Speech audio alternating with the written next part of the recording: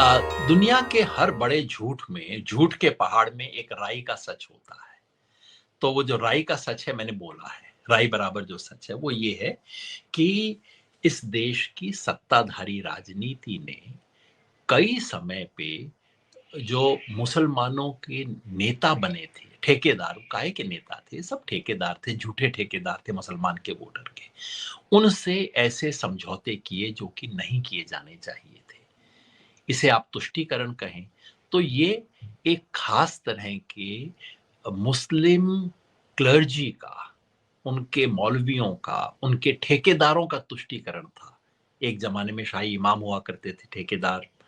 आजकल ये अपने हैदराबाद वाले बने हुए हैं ओवैसी साहब। तो मतलब मुस्लिम मुस्लिम समाज के ठेकेदारों का तुष्टीकरण करने की मजबूरी सेकुलर राजनीति की बनी, क्योंकि वो मुसलमानों में खुद काम नहीं कर रही थी।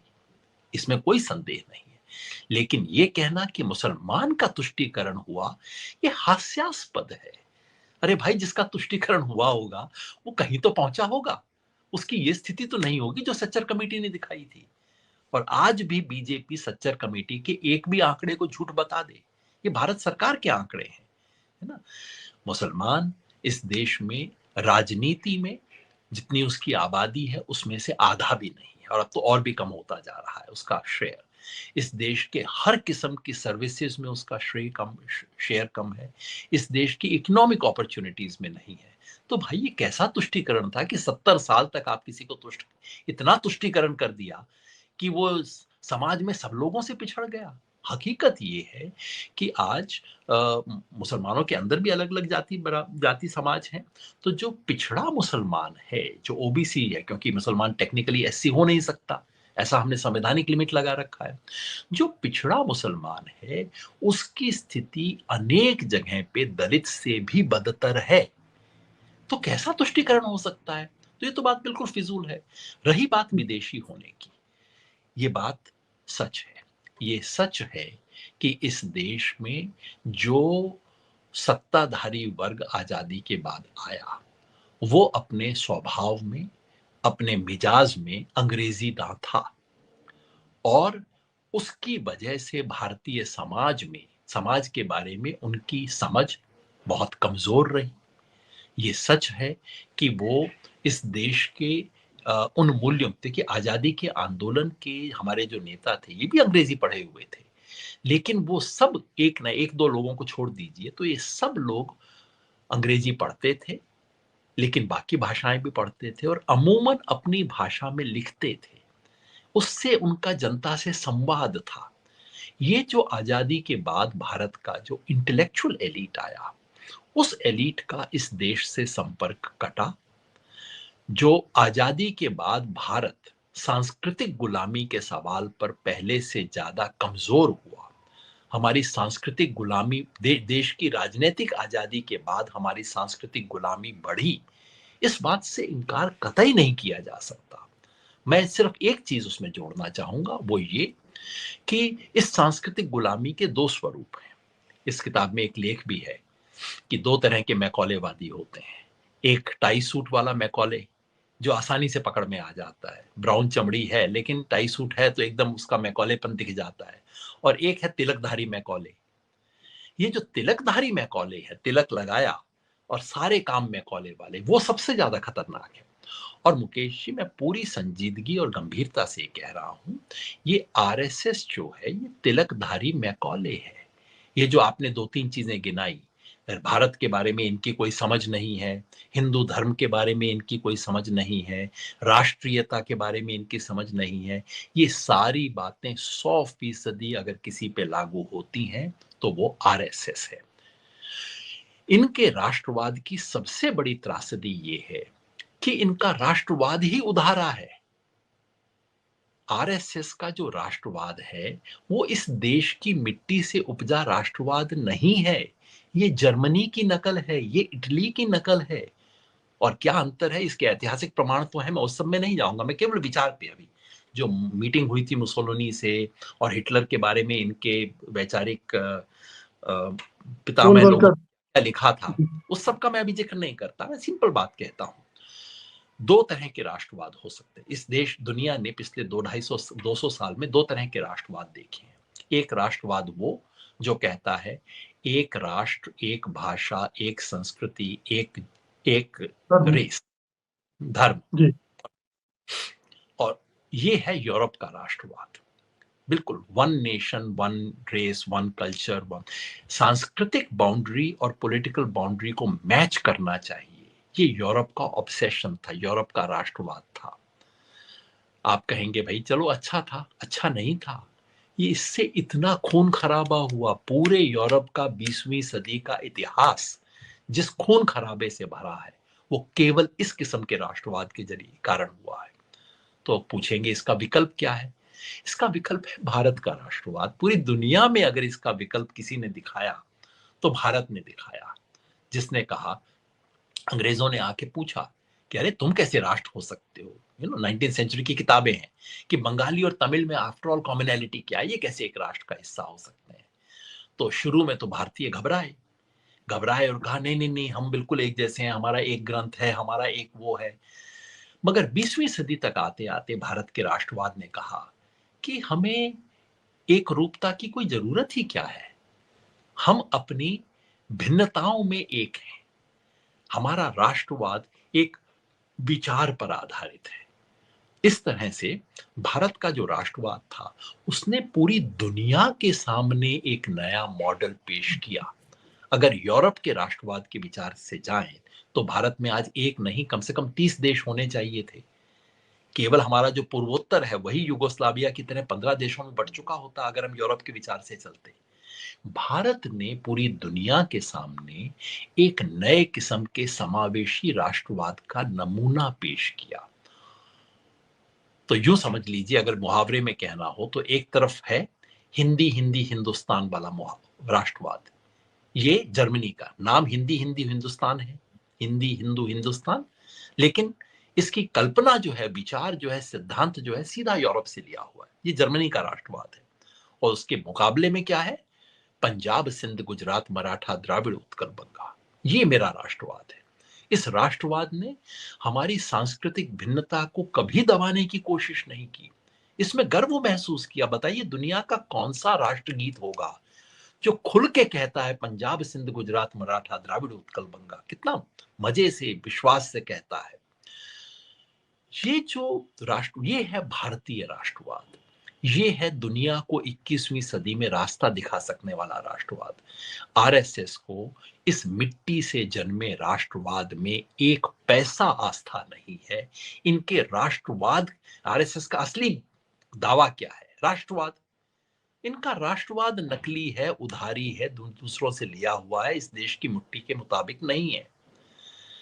भारत के बारे में इनकी समझ, भारत के बारे में इनकी कोई गहरी समझ नहीं है, क्योंकि ये इस सभ्यता का इतिहास पूरा समझना नहीं चाहते। ये देखना नहीं चाहते कि इस देश का एक सूत्र में बंधा, एक सूत्र वाला शाश्वत स्वधर्म नहीं है। मैंने स्वधर्म शब्द का इस्तेमाल बहुत सोच समझ के किया है, जिसे आपने बहुत अच्छा ट्रांसलेट किया, आइडिया ऑफ इंडिया जिसको लोग बोलते हैं। वो मुझे हमेशा थोड़ा सा अटपटा फ्रेज लगा, वो इतना गहरा नहीं जाता। स्वधर्म इस देश का एक स्वधर्म है। वो स्वधर्म एक रस्सी की तरह है। ये देश किसी एक तार से नहीं बंधा, वो रस्सी से बंधा है। रस्सी में क्या होता है? एक रेशा शुरू होता है, वो रेशा खत्म हो जाता है, लेकिन रस्सी चलती रहती है। ये देश जो है, इसकी बुनावट रस्सी जैसी है। कोई एक रेशा शुरू से आखिर तक रस्सी में नहीं चलता, लेकिन रस्सी की मजबूती बनी रहती है। इस देश का जो स्वधर्म है वो प्रवाहमान है, वो बदलता है, नई चुनौतियों से बदलता है। इस देश का स्वधर्म किसी 3000 साल पहले लिखे किसी एक ग्रंथ में कैद नहीं है। इस देश का स्वधर्म आंदोलनों से बना है। अब बीजेपी को तो सुनते ही बुखार हो जाता है, क्योंकि आंदोलन इन्होंने देखा नहीं, आंदोलन इन्होंने किया नहीं, आंदोलन से घबराहट होती है। लेकिन हुजूर, ये जो बुद्ध धर्म दर्शन है, जैन धर्म दर्शन है, ये आंदोलन है, अपने जमाने की क्रांतियां है, वैचारिक क्रांति है। ये भक्ति के जो संत हैं, सूफी संत हैं, कौन है? अपने जमाने के आंदोलनकारी हैं। और फिर राष्ट्रीय आंदोलन है जिसमें आरएसएस ने कभी हिस्सा नहीं लिया। आंदोलनों ने इस देश के स्वधर्म को परिभाषित किया है, ये बात आरएसएस बीजेपी को कभी समझ नहीं आती है। और तीसरा, हिंदू धर्म, फिर मैं गंभीरता से कहता हूं, इन लोगों को हिंदू धर्म से कोई मतलब नहीं है। आप तो जानते होंगे, सावरकर की हिंदू धर्म में आस्था बिल्कुल वैसी ही थी जैसी जिन्ना साहब की थी। एक तरफ मोहम्मद अली जिन्ना, दूसरी तरफ सावरकर। दोनों की अपने अपने धर्म में कोई आस्था नहीं थी, केवल उसका इस्तेमाल करने की इच्छा थी। जिन्ना को कोई समझ नहीं थी इस्लाम की, मखौल उड़ाते थे इस्लाम का पीछे, और उनकी डायरी में जो कुछ चीजें बाद में निकली हैं उससे स्पष्ट है कि उनको इस्लाम से कोई मतलब नहीं था। इसी तरह से सावरकर, इनको सावरकर ने जो गाय के बारे में लिखा है, गौ रक्षा के बारे में लिखा है, आरएसएस वाले पढ़ लें तो मतलब इनको सर छुपाने को जगह नहीं मिलेगी कि क्या, उनको कोई आस्था नहीं थी। केवल और केवल एक सांप्रदायिक शक्ति का, एक संप्रदाय को जोड़कर उसका राजनीतिक इस्तेमाल करने में, एक राजनीतिक समुदाय में इनकी दिलचस्पी है, इनकी धर्म में कोई दिलचस्पी नहीं है। और मैं पूरी गंभीरता से कहता हूं, हिंदू धर्म का जो इंटरनल स्ट्रक्चर है वो इस्लाम और ईसाइयत जैसा बिल्कुल नहीं है। मुझे इसमें कोई इंटरेस्ट नहीं है कि ये बेहतर है कि वो बेहतर है, दोनों बेहतर है, लेकिन हर एक की एक अपनी प्रकृति होती है ना। हिंदू धर्म जिसे आज कहा जाता है, उसकी उसकी हजारों वर्ष से एक प्रकृति बनी है। उसको अगर आप एक दूसरे धर्म के अनुरूप ढालने की कोशिश करेंगे रात, तो वो ना इधर का रहेगा ना उधर का रहेगा। अगर आप इस्लाम को हिंदुइज्म की तर्ज पे ढालने की कोशिश करेंगे तो इस्लाम इस्लाम नहीं बचेगा। हिंदुइज्म को अगर आप अब्राहमिक रिलीजन्स की तर्ज पे ढालने की कोशिश करेंगे तो हिंदुइज्म नहीं बचेगा। आरएसएस ठीक वही कर रही है। ये हिंदू धर्म को यूरोप के रिलीजन की तर्ज पर ढालने की कोशिश है। आपका मेरा हिंदू धर्म जिसे हमने बचपन में देखा था, उसमें कोई एक मतलब जो खूबसूरती है, और मैं तो इसे हिंदू धर्म की खूबसूरती मानता हूँ। हिंदू धर्म के अनेक धार्मिक परंपराओं के अनेक अवगुण भी हैं जिनके बारे में खुल के बोलना चाहिए, जाति का सवाल, महिला का सवाल, लेकिन ये जो खूबसूरती है उसका खुलापन, कि आप कुछ भी कर लीजिए, आप हिंदू हैं। किसी का देवता ये, किसी का दूसरा, किसी का एक त्योहार, किसी का दूसरा त्योहार, ना कोई एक सेंट्रल त्योहार है, ना कोई एक सेंट्रल देवता है, ना कोई एक सेंट्रल टेक्स्ट है। ये हिंदू धर्म को एक अलग स्वरूप देती है। उस स्वरूप का सम्मान करना और उसके अनुरूप संस्थाओं को बनाना, ये इस देश का मिजाज रहा है। तो मैं फिर गंभीरता से कहता हूं, इन्हें हिंदू धर्म की भी समझ नहीं है। और इसलिए इनका ये जो आरोप है, ये सारे आरोप इनके ऊपर ही आते हैं पलट के। जब ये कहते हैं कि इन्हें भारतीयता की समझ नहीं है, आपको है क्या? आपने क्या किया है? ये सचमुच एक घबराए हुए हिंदू मानस की अभिव्यक्ति है आरएसएस और बीजेपी। 19वीं सदी में जब मिशनरी आए, इससे पहले भी भारत में ईसाइयत आ चुकी थी, बहुत तसल्ली से इस देश में सैकड़ों साल से ईसाई रह रहे थे। लेकिन जो 19वीं सदी का ईसाई आया, 18वीं 19वीं सदी में जो कॉलोनियल पावर के साथ आया, उसने अहंकार से सवाल पूछे, अरे तुम्हारा एक देवी देवता कौन है? अरे 33 करोड़ कहां से? तुम्हारा एक देवता बताओ, तुम्हारी एक किताब बताओ, तुम्हारा एक पोप बताओ, तुम्हारी बाइबल कहाँ है, तुम्हारा पोप कहाँ है, तुम्हारा जीसस कहाँ है? इसके दो परिणाम हुए। एक, घबराई हुई मानसिकता थी जो कहना शुरू की, नहीं नहीं नहीं नहीं, हमारा भी शंकराचार्य है, हमारी भी ये है, हमारे वेद है, हमारा ये है। और दूसरी एक बाद में सहज अभिव्यक्ति हुई, हमारे ना है ना होने की जरूरत है, क्योंकि हमारी प्रकृति उससे अलग है ना। तो ये जो घबराया हुआ और इंफीरियोरिटी कॉम्प्लेक्स से ग्रस्त मानस है, उसकी अभिव्यक्ति है। 150 साल पुरानी कहानी है। इनका इंफीरियोरिटी का सेंस आज तक खत्म नहीं हुआ है। अगर मैं देखता हूं, मैं टैगोर को देखता हूं, गांधी जी से भी ज्यादा, सच कहूं, गांधी जी से भी ज्यादा मैं टैगोर को देखता हूं। टैगोर में जो एक सहज भाव है कि मैं दुनिया की एक खूबसूरत जगह पे खड़ा हूं, मुझे इसके बारे में कोई लज्जा नहीं, कोई संकोच नहीं, कोई शर्म नहीं, और इस जगह पे खड़े होकर मैं दुनिया में कहीं से भी सीखने को तैयार हूं। मुझे इसके बारे में एक क्षण की चिंता नहीं, कोई घबराहट नहीं। वो आदर्श है इस सभ्यता और संस्कृति का। और ये आरएसएस वाले तो घबराए हुए हैं, बार-बार कहना गर्व से कहो हम हिंदू हैं। अरे भाई, ये क्या कर रहे हो? हम विश्व गुरु हैं। अरे भाई, विश्व गुरु कम से कम खुद तो अपने आप को मत कहो, किसी दूसरे को तो मौका दे दो कहने का। अब आप कहते हो तो दुनिया हँसती है आपके ऊपर ऐसा करने पे। तो मुझे वाक़ई लगता है कि ये घबराई हुई और इन्फीरियॉरिटी, ये जो एक अपने छोटेपन के बोझ से ग्रस्त जो मानसिकता है, उससे ये आक्रामकता पैदा होती है। दुनिया की तमाम आक्रामकता अंततः किसी न किसी एक डिफेंसिवनेस से, किसी एक कमी के बोझ से पैदा होती है। और ये जो आरएसएस की आक्रामकता है, जो इनका एक संकीर्णता है, ये इस घबराहट से पैदा होती है। और मैं चाहता हूँ इनके साथ बैठ के हम उन्हें कह सकें, इतना मत घबराओ। तुम्हारे तुम्हारे देश को दूसरे देशों की तरह राष्ट्र बनने की, कोई जर्मनी की तरह राष्ट्र बनने की हमें कोई ज़रूरत नहीं है। हिंदू धर्म को ईसाइयत जैसा धर्म बनने की ज़रूरत नहीं है।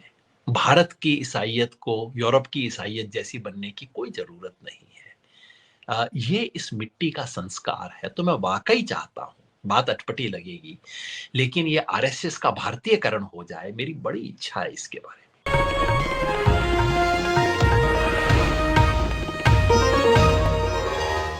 Copyright disclaimer under Section 107 of the Copyright Act 1976. Allowance is made for fair use for purposes such as criticism, comment, news reporting, scholarship, and research.